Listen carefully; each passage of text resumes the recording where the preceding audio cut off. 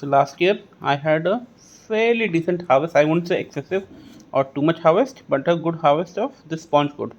Sponge gourd is this long cucumber type vegetable.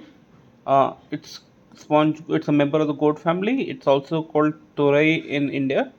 Uh, it's a raw vegetable. You cannot typically. I haven't seen anyone eating it raw.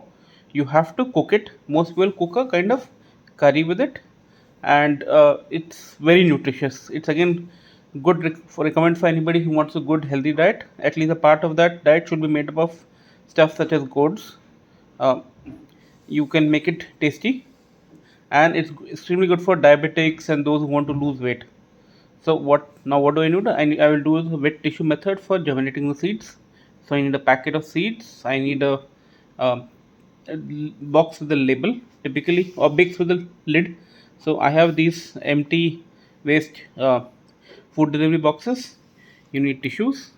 You need a paper. You need something to stick the label with, and a pen and paper to basically make the label, and then stick and scissors to cut the seed packet.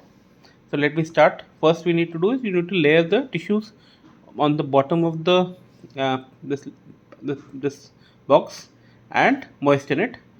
You need to moisten it enough that it is wet without dripping. If it's dripping, the tissue paper will quickly disintegrate and the seed will not be germinated because too much water. But it should be moist and enough that when some amount of water vapor happens, the tissue should not totally dry out. So let me do that. I'll layer it, put some water, and then show you the seeds and then put them on it. So the tissue is layered, moistened.